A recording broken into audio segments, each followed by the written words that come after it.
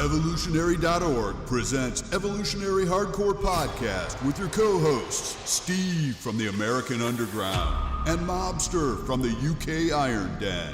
Get ready for the most hardcore and underground info in the industry. And here we go. 10, 9, 8, 7, 6.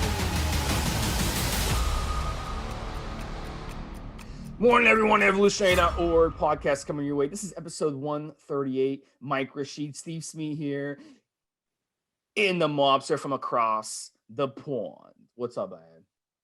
Well, I think it's going to be good, interesting, dark and dirty, this one. Let's get into it. Yeah, Mike Rashid. So there's a lot to get into with Mike Rashid. He is a very well-known American bodybuilder, boxer, author. He's done a lot of businesses, a lot of social media, fitness guru type of stuff. His main businesses today, he has a bunch of stuff on his website. He's got the normal stuff, the supplements, the apparel, the personal training, and he's been making quite a bit of money off of it. He does monthly programs on his website for training and diet. So when you got monthly programs, you got people signed up. You got a consistent revenue stream coming in. It's just like anything else, just like your electric bill, or just like your water bill. You constantly have people paying you every month. So that's a sweet, sweet way to make money over time. But he's also notorious for being a co-owner in the Iron Addicts Gym in Miami, which was raided and shuttered about 4 years ago. So if you guys remember back 4 years ago, looking back, it's a blast of the past. Now it's amazing how over time things have died down. But those of you who maybe are new to the whole fitness scene, you've never heard of this. So we're going to get into that in this podcast. But his stats, he was born in 1982. So he's about 38 years old today, 38, 39. He's a couple years younger than me. He's 5'11" and 220 pounds. Is his listed stats. But he's changes his size. We were talking about on the pre-show. He used to be much more bigger. Now he's like more ripped and lean. So his fitness career, guys, he was exposed to fitness at a young age. His father made him do a lot of stuff outdoors, sand sprinting, chopping wood, pull-ups. He became a professional boxer in his teens. He won national golden gloves. In his late 20s, he got interested in powerlifting and bodybuilding, which led him to a partnership with other social media stars, C.T. Fletcher, Dana Lynn Bailey. So those guy and lady are big in the industry. So hooking up with them, it's kind of a opportunity to kind of get your profile up as well. So his highest placing in competition in 2010 NPC Mid-Michigan Natural Bodybuilding Championships, he got first place. So he's been also successful in powerlifting, which is Mobster's forte. His deadlifts have surpassed 600 pounds, which Mobster's going to talk about. And his record on the bench press is 475, which is just very solid. I've seen guys in the gym do over 500 right in front of me. So 475 isn't like going to break any types of records, but it is still very, very impressive, especially if you can do more than just one rep. So Mobster, tell us a little bit about his early history, and then we'll kind of get into his social media online presence. Yeah, in terms of his strength, I use this analogy, and I think, funny enough, it ties in with the whole 5% Rich Piana thing, which is that he would probably be in the top 5% or 10% at pretty much every gym in the world that he went to. There's only ever going to be a handful of guys that do much over 400 pounds. And typically, as you've already said, Steve, we kind of know who those fellas are. If we go to the gym and we do it, we know who the other guys are that can do it. We just do. So 475 pounds is quite impressive, really. And even at his biggest, he's never been a giant of a man. He's certainly not a giant of a man at the minute with his changes in his physical direction. And a 600-pound deadlift is, to use a local colloquialism, a tidy lift. If you can do 500 deadlifts, 400 squats, and 300-pound benches, especially for reps, you're probably going to be in the 10% of most fellas in the gym. If you're doing 400, 500, 600, 600, 700, 800, whatever, you're in the top 10, top 5, top 1% of most people in the gym, and in fact, probably county, even in the States. So yeah, it's that side of stuff. I'm also kind of interested in perhaps there's a suggestion from a documentary that they've done him. I think some of this athletic stuff and the training stuff actually kept him out of trouble. I don't think he's quite as from the streets as perhaps some of the other fellas that he's done collaborations with, but he could have been one of those guys that went in that direction. And so the training, in like a lot of fellas, listen, right, this applies to the American as well as the UK market. There's a bunch of young fellas that we both know, Steve, that if they hadn't done boxing or some kind of martial art or gone to the gym, would be standing on street corners getting in all kinds of trouble. That they would mess up stuff at school, they would mess up stuff at college and university, they might get involved in drugs. And I believe, and that's not implying too much here, Mike would have been one of those fellas that if he hadn't had this positive distraction, could have been involved in a bunch of negative stuff. So in his way, keeping him into the gym, his dad persuading him to be involved in the athletic side of things has made a difference to what could have been a misdirected upbringing. Sometimes it's just the fellas that you're surrounded by. We've all got buddies that might have been to jail or got into trouble or do drugs. And fortunately, our parents were solid enough that they got us to make sure to focus on book reading or going to school or hitting the gym and whatever else. And I think Mike kind of feels to me like one of those fellas that it could have happened, but he was lucky that it didn't happen. So that's in terms of his upbringing. And I say in terms of his actual athletic ability, I believe he's one of those guys that's kind of got that, I won't say purely natural talent because he's not crazy strong. He's not going to be heavyweight champion of the world, even though he's taken up boxing. But he's got enough athletic ability in him with focus and application that he's managed to do well for himself. Build up, as you know, even now with his much smaller physique because of the boxing, he's still lean. He still looks like most people would like to look. And as you've already said, of course, he's one of the earlier fellas for doing collaborations and managed to turn all these things that he's done into a positive direction. And now, of course, makes a living. And as we will get into both sides of the coin, the positive and the negative, the positive will be that he's making a difference. Whether he's selling cookie cutter programs or not, he's still making a positive difference to people. So, you know, there's a kind of a hint of a bad boy about him, and certainly from his youth. But there's certainly enough about him positive now that he's going in the right direction. He's done well for himself, and he's still having a positive influence on people. Yeah, back to you, Steve. Let's kind of get into his social media, get that out of the way, his business. Yeah. He has a huge presence online because of marketing, guys. And we see, guys, what you do is you collab with different people. Yeah. Their followers become your followers. Your followers become their followers. You kind of double, you triple your followers that way. Yeah. You put out videos. You put out these videos online. They get thousands of watchers. You're cruising YouTube. You come up on a video. You're like, damn, I like this guy's workouts.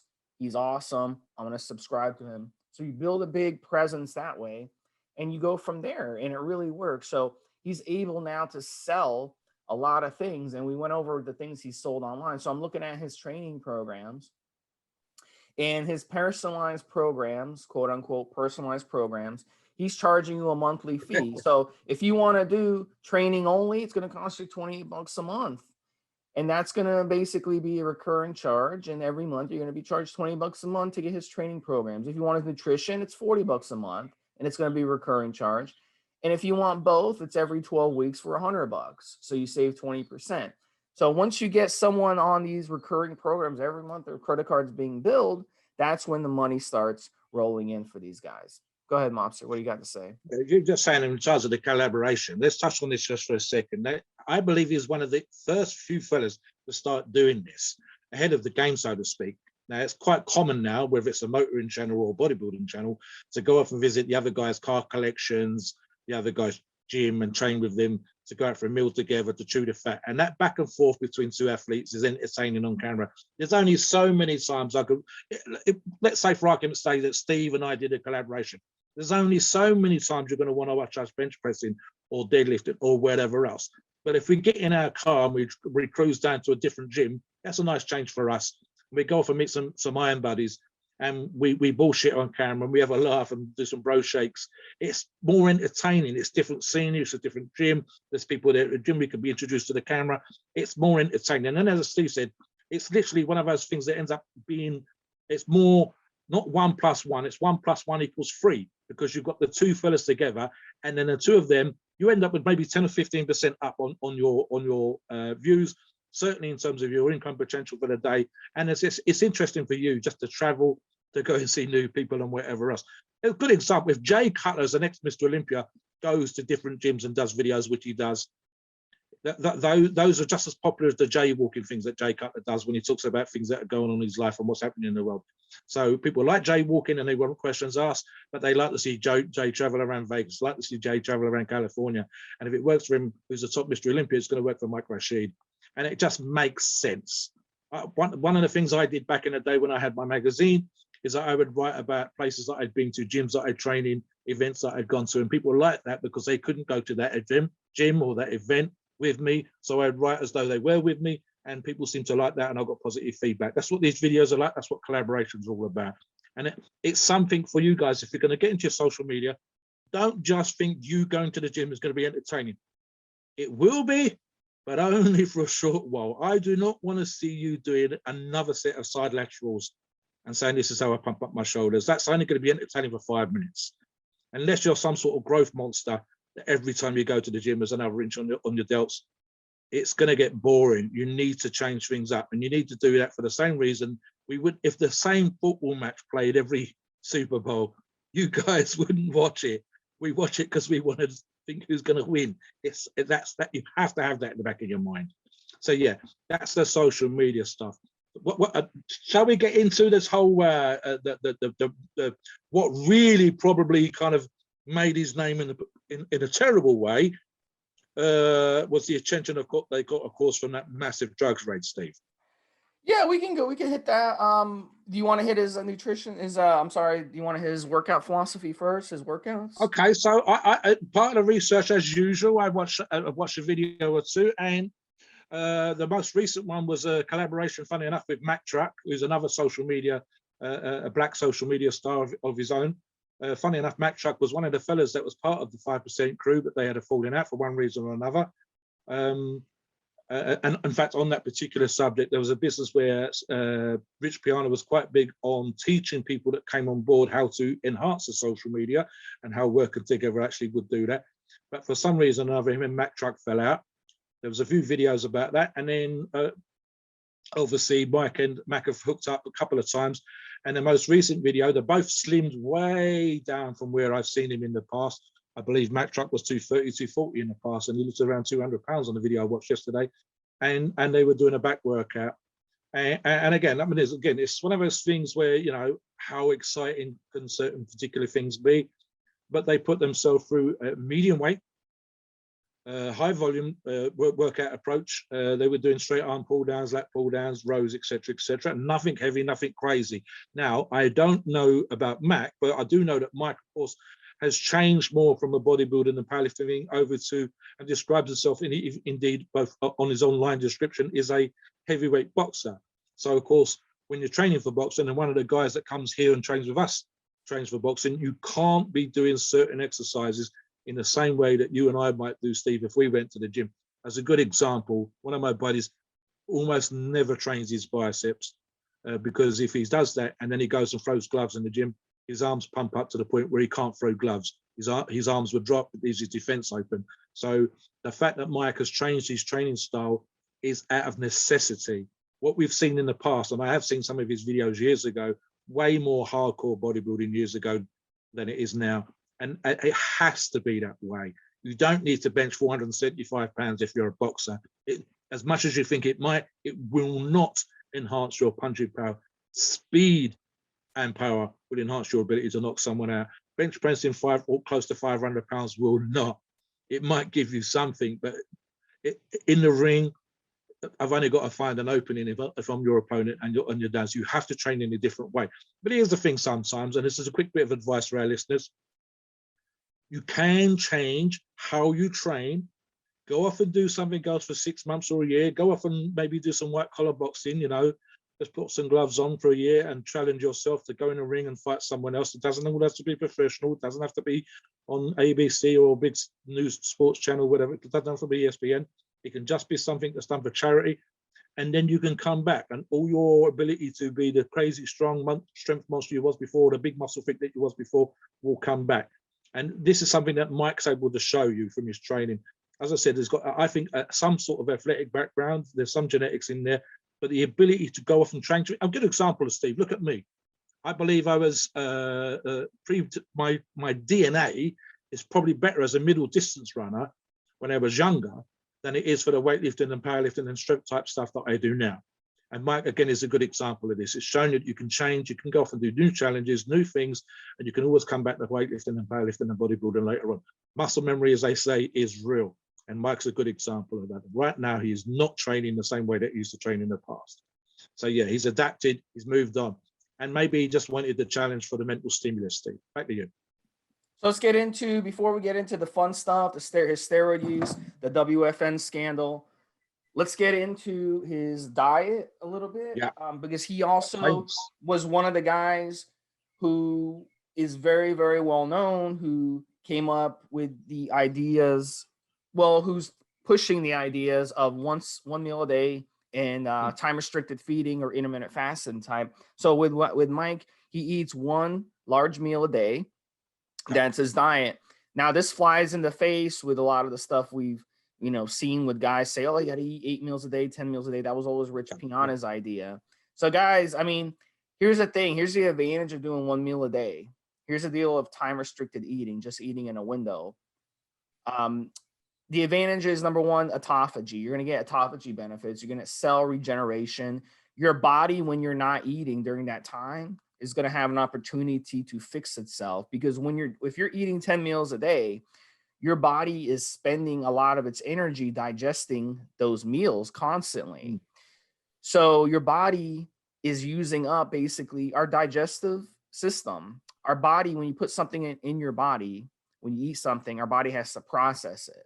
So that takes work. So your body actually uses a majority of its energy every day digesting food.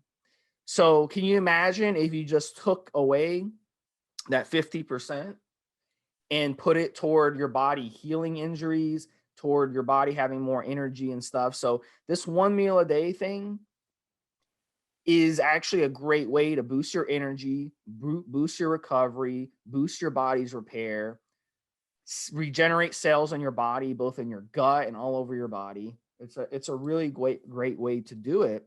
And it flies into the face and a lot of other people who say, oh, you got to eat 8 meals a day, 10 meals a day. So, and it's something that I've definitely used, although I typically eat in a 2 to 6 hour window every day. Sometimes I will eat 1 meal a day, or sometimes I may eat 1 meal every 2 days.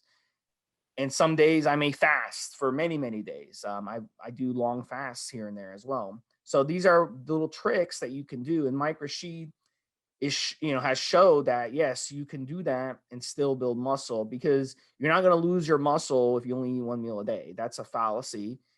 We build muscle through stressing out our muscles, breaking down our muscles. So as long as you're working out, you're going to continue to be, put on muscle, as if your genetics allow it. If your genetics are crap, no matter how much you work out, you're not going to build muscle. So this is a way, and there's many, many benefits as well. Another benefit is you're keeping your insulin levels down, you're keeping your glucagon up. That's going to help you, put you in an insulin sensitive state. This will allow you to have an easier time losing fat and keeping fat off long term.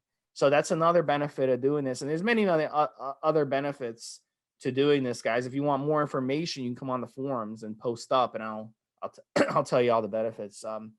And then we'll get into a little bit of his mind and spirit. Mobster, you wanted to jump in really quick? Yeah, I've got a couple of things here. Right, so I've touched on this on the forums as well. I wrote 4 comments here.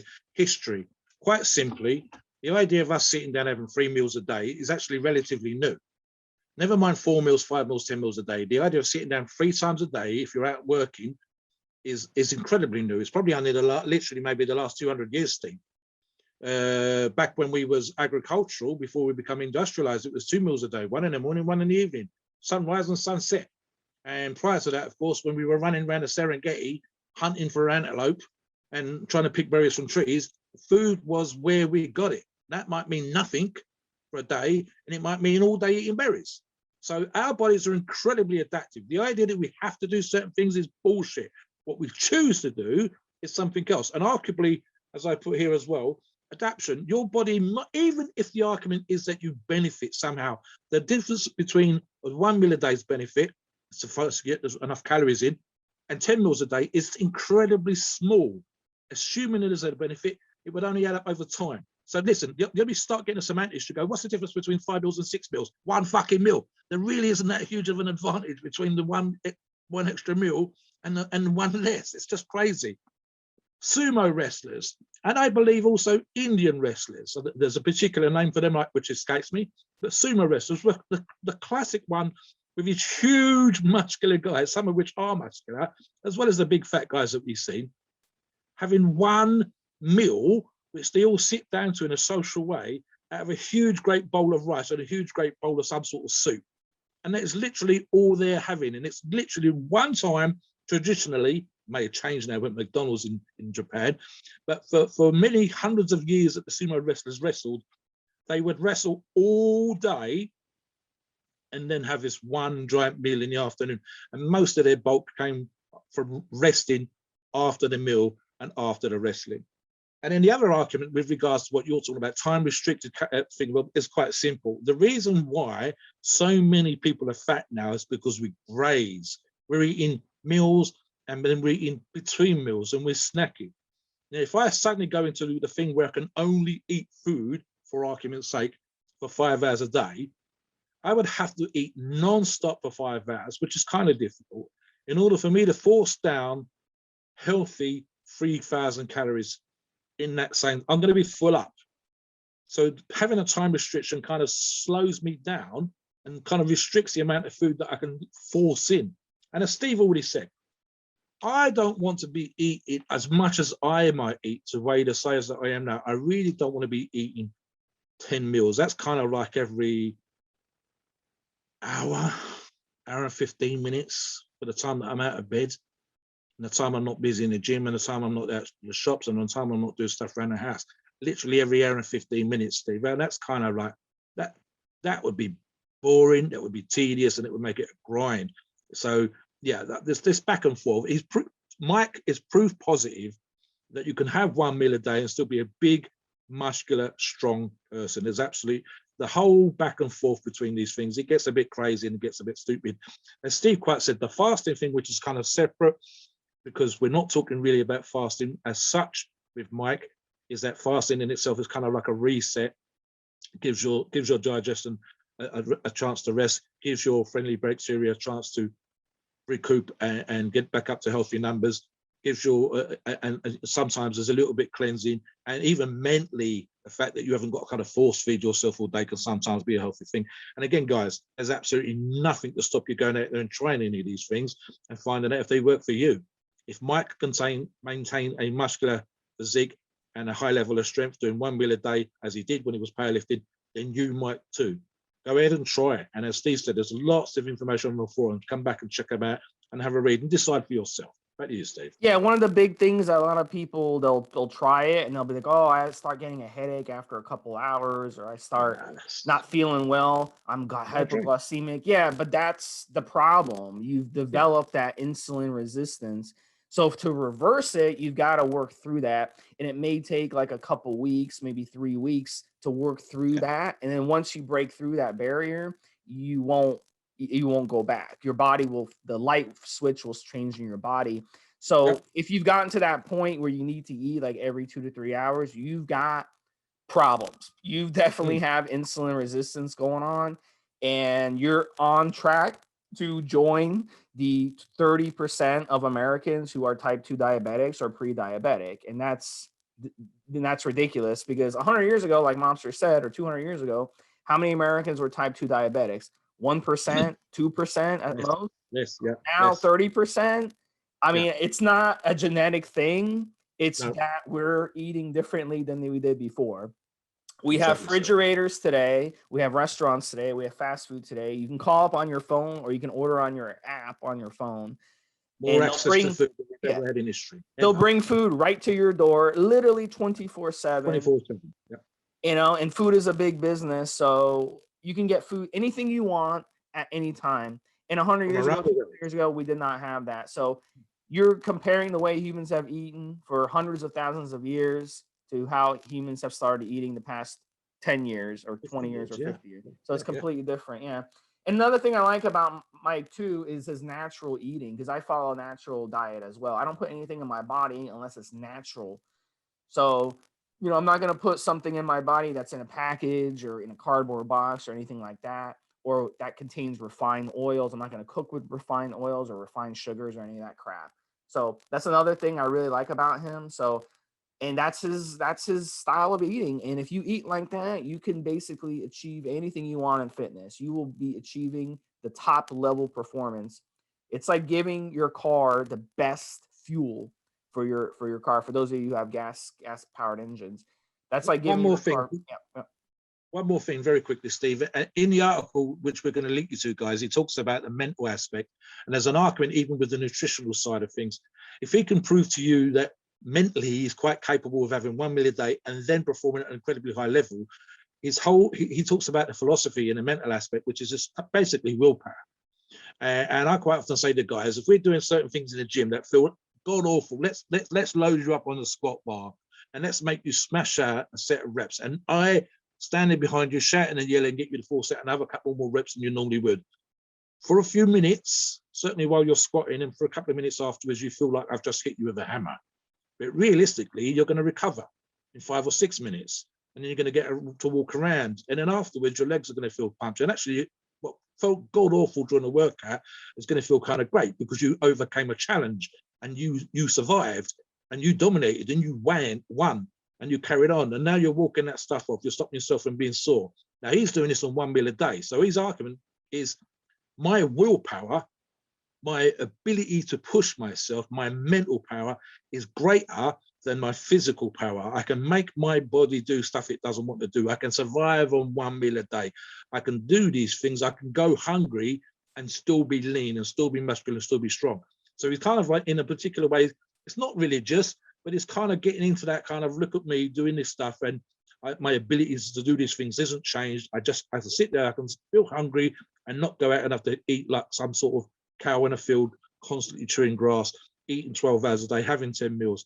So he talks about the willpower aspect and the challenge and the ability to overcome being as important as all the other things. And I actually argue some of these things as well, Steve. If you can, people want to lose weight, but they don't want to go on a diet. They want to lose weight, but they don't want to do the cardio. They want to get muscles, but they don't want to go to the gym. You have to have the wherewithal and the consistency and the ability to apply yourself, which comes from your brain, from your ability to motivate yourself, long before it comes from anything else. Most of us, as Steve said, have never truly known hunger, and yet here we are with the type 2 diabetes that Steve just mentioned. There's zero excuse. They've got more access to information about diet and everything else than you've ever had at any point ever in history, along with the accessibility we just mentioned to food, than you've ever had. So you've got no excuse to be overweight when you've got a million pieces of information telling you how to lose it and how places to go that are great for cardio, and the more gyms than there's probably ever existed in history with cardio machines in, and yet here we are with people talking about type 2 diabetics.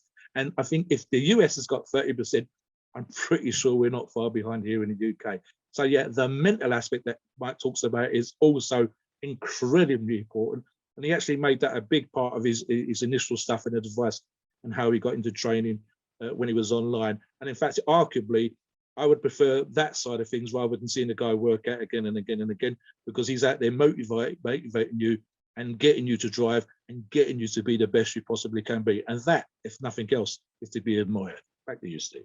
Yeah, and the mental aspect is very important. Mobster and I are extremely strong mentally. We do this podcast, and Mobster can't stand it when people are late to his gym or anything because Oh my it God. screws with his mind. So that's why I don't like training with people. The same reason, because their problems showing up late or whatever screws with my head. So I like to do my own thing. I used to, I've dated women who like to go to the gym with me, and my workouts when they've gone with me haven't been as good because I'm kind of having to teach them and show them what to do, and they're kind of slowing me down. So I like to just work out on my own. Or, another option is, let's say you're a runner, You go with a running group, and you've got people faster than you, got people slower than you, but the people who are faster than you can kind of keep up with them. But weight training is different. Weight training to me, it can really slow you down if you're working out with someone who's way different, size. So it's a perfect example of the mental aspect. So Mike Rashid really has it down, guys. The guy overall, he really knows what the hell he's doing and talking about. So this is one of the guys that I personally have a lot of respect for, and I don't think he's full of shit like so many of these other guys. So, but we are going to get into now. We're going to talk about his WFN scandal, and we're going to talk about his steroid use. So, this was a big thing that happened 4 years ago. Basically, there was a gym in Miami that got raided, and he had a business partner. Mike Rashid owned a piece of the business. His business partner was Richard Rodriguez, and this guy got arrested for running an illegal steroid operation called Wellness Fitness Nutrition. And I don't know if you remember this, Mobster, but back then you could go on their website and literally order any of these steroids with a prescription. Even things like Trenbolone, which aren't even legal in the United States. You can't even get a prescription for Trenbolone in the United States. You get a prescription for testosterone, for DECA, for some of these other steroids. You can go to a doctor and he can write you a prescription for. Good luck doing that, if you want DECA or some of these other steroids. But testosterone is pretty damn easy. But Trenbolone and EQ and Primo, these aren't even legal in the United States. So you would not be able to get a prescription for them. But for some reason, you could just go on their website and get it, and then they ship it to you. It's very, very bizarre. And they kept this going for quite a while. Oh, yeah. And then one day, obviously, during that time, the government was obviously accumulating.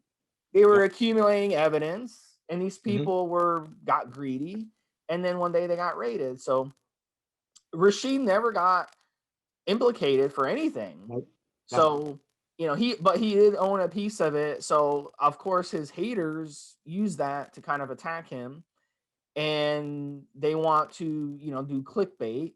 So these guys are going to try to attack him and say that he was involved and stuff. But just because you own a piece of the gym, let me explain the way gyms work. These gyms are very, very expensive to start because the location, you have to pay for the rent, you have to pay for the spot, you have to pay for the equipment and all that. It takes a lot of money. So a lot of times it's just like insurance. There's a lot of people who are buying a piece of the pie. So just because he invested a piece of the pie into these businesses does not mean that he knew what was going on in these businesses. So Mobster, touch on that a little bit, and we'll kind of get into steroid speculation. So the FBI were talking about a number up to and including $10 million as what they believe to be the revenue over a year prior to the raid, prior to the arrest, etc. I'm kind of torn on this kind of stuff because obviously, we have steroid sponsors on our forums, and of course, a lot of our forum members are using steroids, and the legality issues, which are worse in the US than they are in the UK, are still a pain in the arse in the UK. Possession and distribution, possession for personal use in the United Kingdom is and has not ever been an issue, but I could get into more trouble for posting steroids than I could for having, say, a drawer full of steroids, as I do right now as we do this podcast. Sale and distribution in both countries is highly illegal. And so the grey area here was that they had on the books a couple of properly registered doctors, but for example, one of the main characters, Mr. Rodriguez, was also describing himself as a doctor, but that's right up there with Dr. Tony Hughes, doctor of law, doctor of medicine, and not able to give you a prescription for steroids. Biggest problem here, and Steve used the word earlier on, was greed. These guys got into the whole gangster lifestyle in a big, big way, and it's kind of like how do you know who's your local drug dealer? Because he's the one wearing all the fashionable clothes and everybody else has got no money for clothes. He's the one driving around in a nice car when everybody else is driving a claps out old banger. He's the one wearing real Rolex when everybody else is wearing fake Rolex. And you go, right, so if you're only declaring to the government $200 a week income, but you're wearing a $5,000 watch, driving a $40,000 or more car, and walking around with wads of cash, Mr. Rodriguez had photographs on his social media of Lamborghinis and Rolls Royce.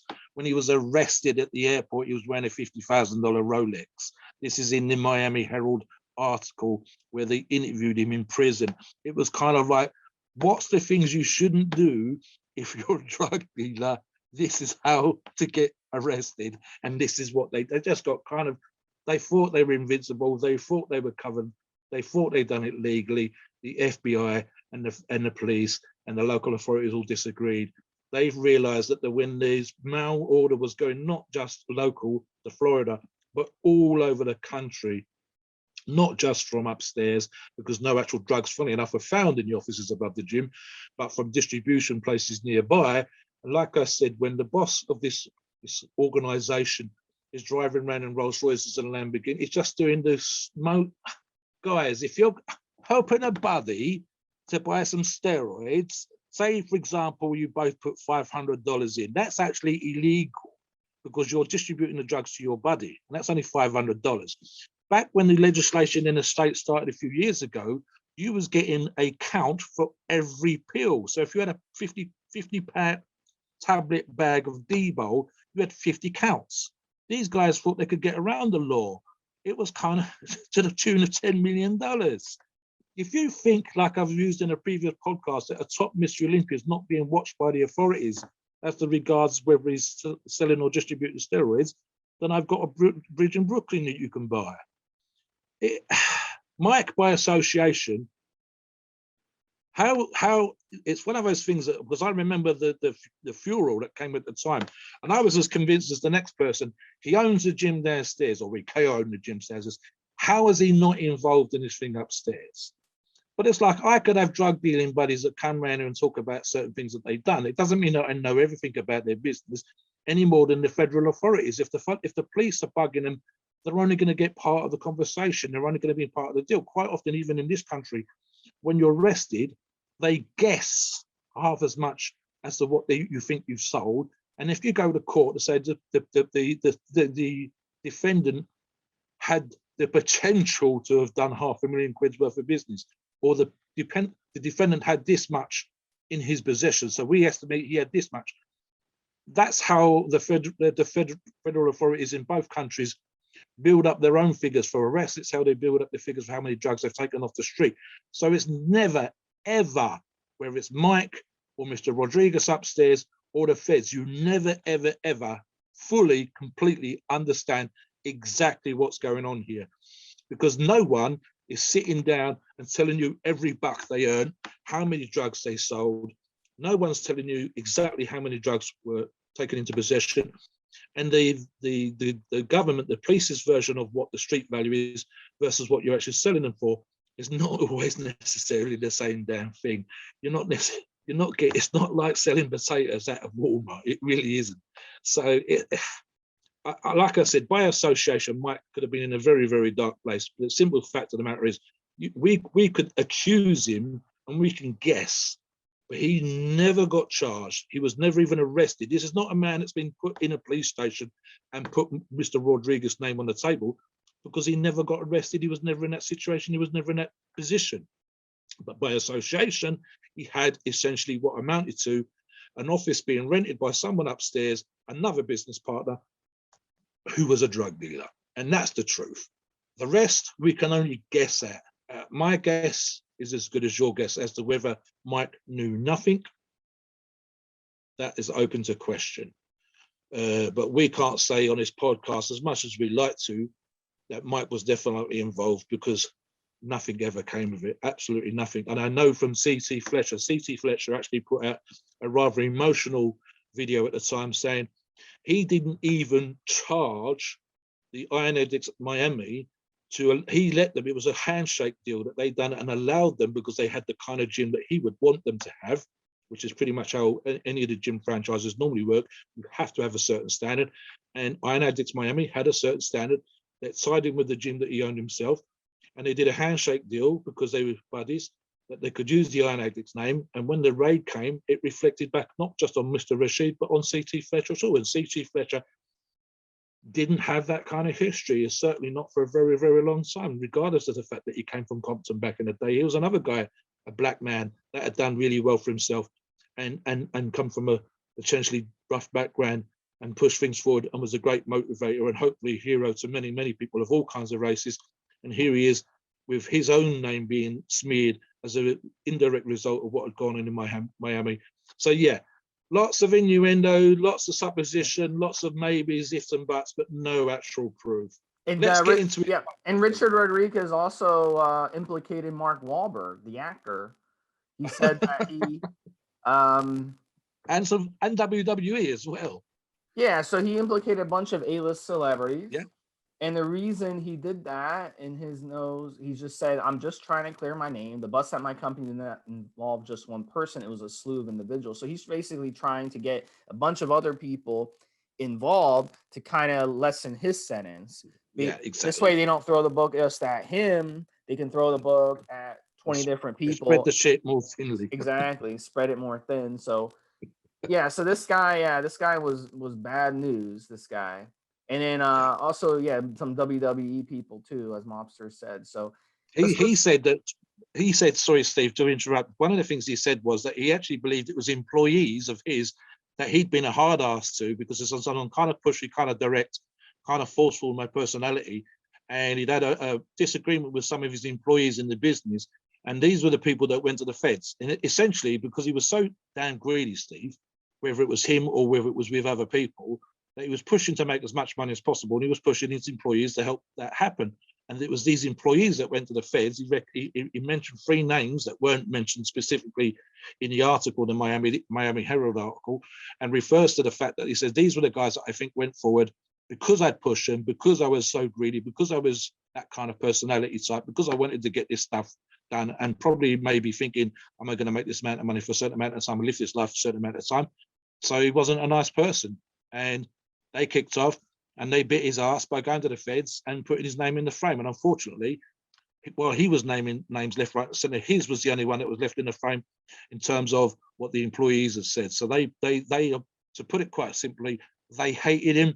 He was a nasty guy to them, and they grasped him up to the old bill, as we would say in this country. And that's why he was the name that was being interviewed by the Miami Herald or the Miami Tribune, and where he's ended up being the main person that's gone to prison and doing the most amount of time. So yeah, the other reality of that situation is quite simple.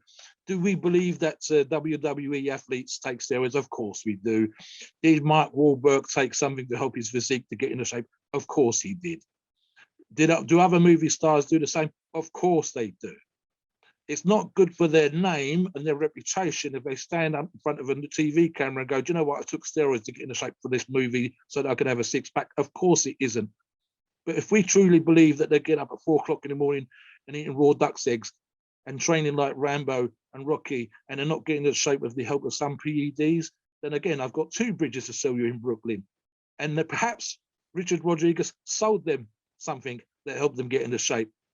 To try and put their names into the frame, just try and take a few years off his sentence, that's just him trying to stay out of jail. That's just him trying to have instead of having 15 or 20 years, having 10 years. Take your time. You know what they say was about doing the time. If you and he's naming them, but he's naming Yeah. these people. He's not naming dangerous people out there that could Funny, want revenge on him, because he knows these celebrities aren't gonna, try to Kick his whack, ass. Yeah. So he's going after the basically the top of the food chain on that one. The A-list celebrity. He's not gonna go after some dangerous guy who's has nothing to lose. So. Whack him in prison. It is what it is. I mean, it is what it is. But at the end of the day, Mike Rashid had put out a video talking about trust. He trusted the wrong people. He got in business with the wrong people. But at the end of the day, we're going to run into tons of people in life. We're going to do business with people that we shouldn't have done business with. And, you can't really judge that. The only thing you can do is just protect yourself and try to limit your exposure. But when you've got a lot of money, you've got to invest it somewhere. And there's a good chance that you're going to invest some money into some type of business where the person running the business is going to be doing some illegal stuff, or you're going to work for someone at some point in your life where the person, I dated a girl, the person she was doing business with ended up stealing a lot of money. And so she got very upset. Like, how could you do this? How could you, basically screw me, because now I'm out of a job because you got greedy and you're doing illegal stuff. So, it happens all the time. So you can't really fault Mike for any of this. So no, we've all made mistakes. I've lent money to a woman that I was interested in, shall we say, in a job when I was working for the police many years ago, in a civilian role. And in fact, the rules of the organization, as then and probably as now, was that you should not be able to lend money to a colleague, because at some point that means you could put pressure on that colleague. And I actually go into the manager's office and confess my sins, so to speak, in order to get my damn money back off of this not very nice person, because they hadn't coughed up the money that I'd lent them. I'd done them a favor and I had to chase them up to the monies. And that could have got me the sack. I could have lost my job over it. They could have lost their job over it. We've both essentially broken the rules. I've been cautioned in a police station for doing someone a favor in a situation involving of all things, Steve, a replica gun. Interviewed under caution with no solicitor present. And I had given the mother of my child a replica gun for her to stick under a pillow. So if she got robbed or burgled, she could wave this replica gun around and fire a blank, which is not a bullet, of course, just makes a loud noise like a cap gun. And she rather foolishly gave it to her then boyfriend, who decided, rather even more moronically, to rob a local post office, not miles away from the house, but like a few streets away from the house. Lo and behold, I am being interviewed by the CID in Charing Cross Police Station under caution for basically doing someone a favor. So you go, I'm telling you right now, Steve, it was no fun whatsoever. 11 o'clock in the morning, I'm not even started work, and I'm in my police traffic warden's uniform, same as the police officer's uniform, being interviewed by two detectives. Yeah, no fun. Unlike Mr. Rodriguez, I'm not putting out the name of every person I've ever had a cup of coffee with on the off chance that because I didn't get arrested, I didn't get charged. I just made a stupid mistake. Not as stupid as the girlfriend or former girlfriend, and not as stupid as the boyfriend and his friend, and not even more stupid as robbing a post office about 3 streets away from where you fucking live because you're a blithering idiot. So yeah, that's the kind of mistakes that we make in life. It's not $10 million drug deal mistake, Steve, but still.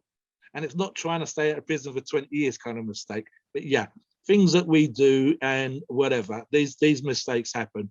Don't, for example, argue with a police officer when we've been done for speeding, that kind of thing. Yep. Anyway, let's get into the drug cycle.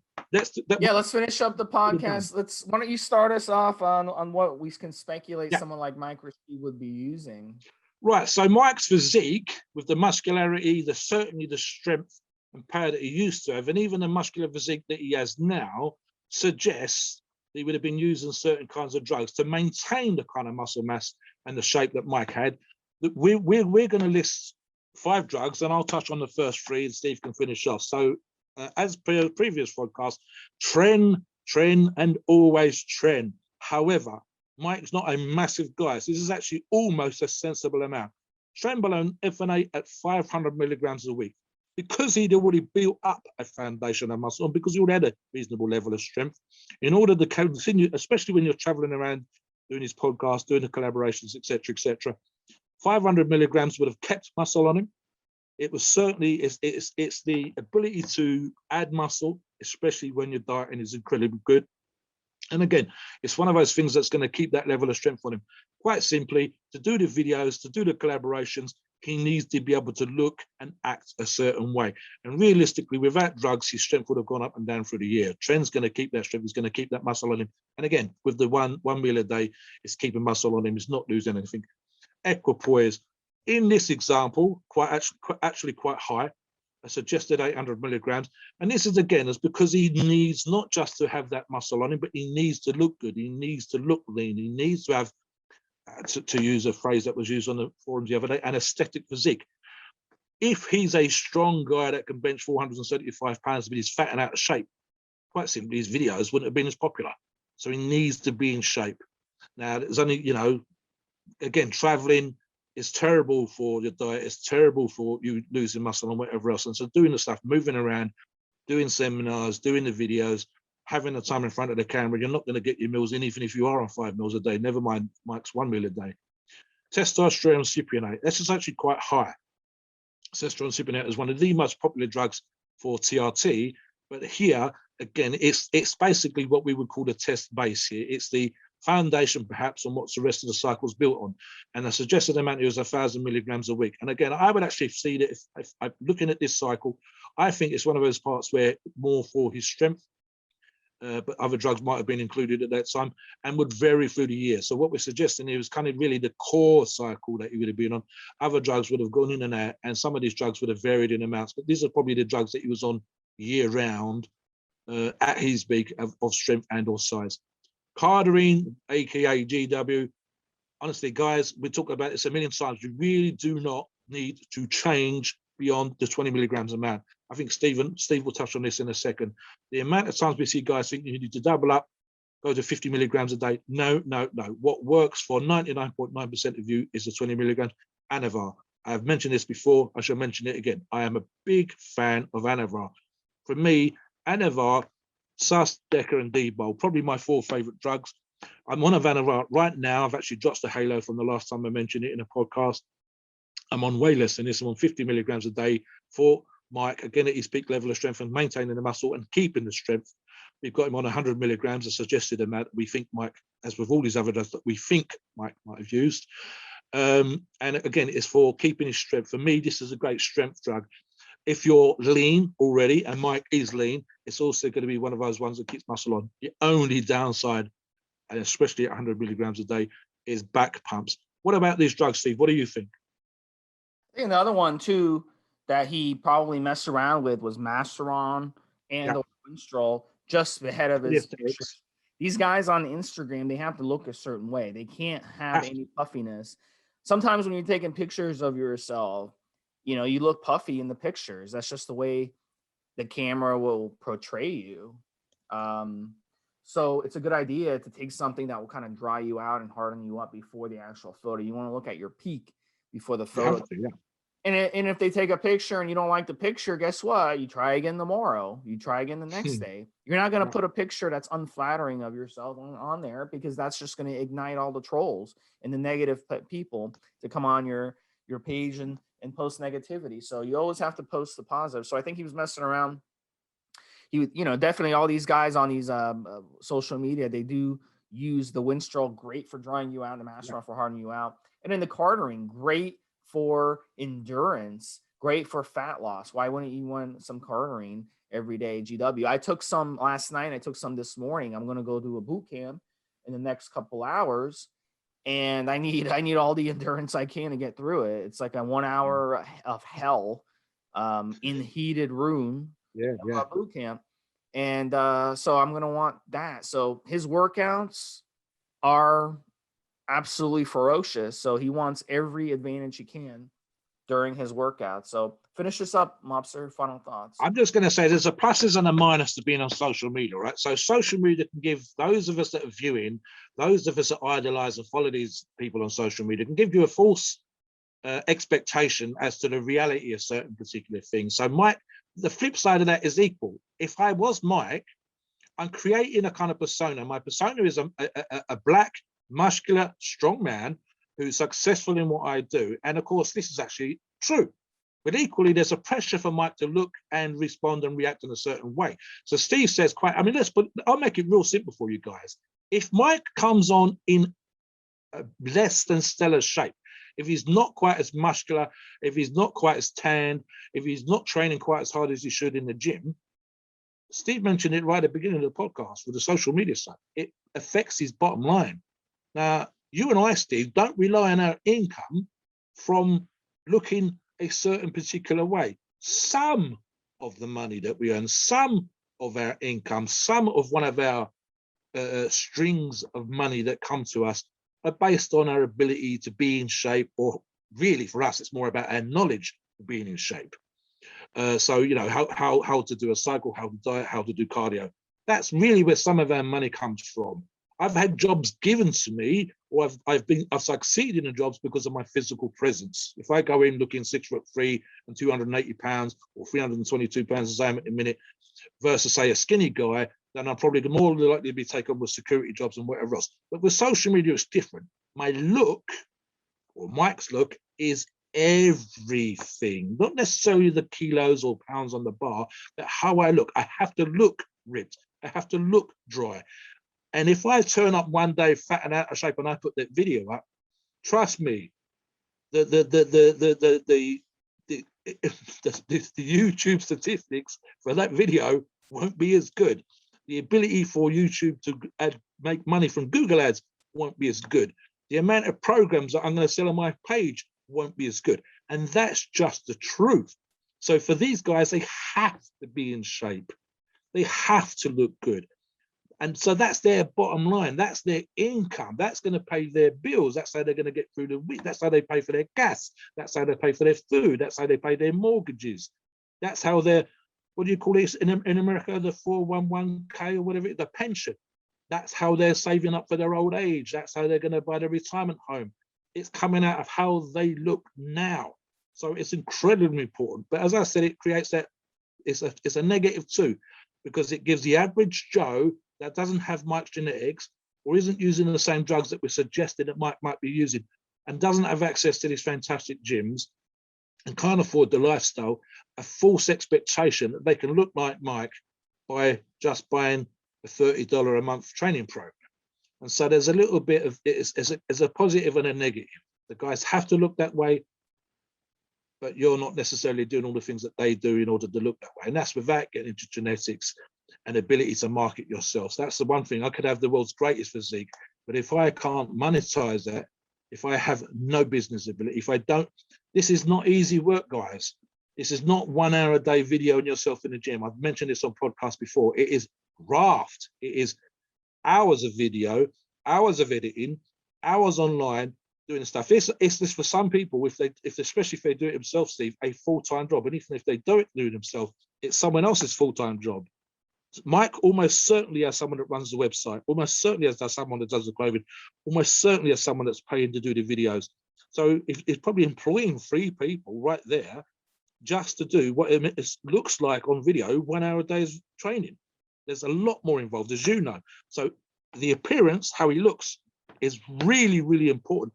And if my appearance was a be all and end all, that was how I was going to provide for my retirement, then I'm damn sure I'd be on a cycle of the kind of cycle that we're suggesting in order to stay in shape and be that particular way. So yeah, guys, have that at the back of your mind. How he looks in the gym training on the video and how you're inspired and motivated by him is one thing, but be aware these other things are just as important and they're more important for him than maybe they are for you, because they're providing a living, how he gets to pay his bills. Back to you, Steve. All right, guys, we appreciate it. Next week, we're going to have one of the most notorious guys in bodybuilding. We'll give you that hint. And you guys are going to enjoy that one as well. So for Stevesmi and Da Mobster, this has been Mike Rashid episode number 138. We'll keep it going, guys, all the way past 200. Talk to you guys then. Ta-da.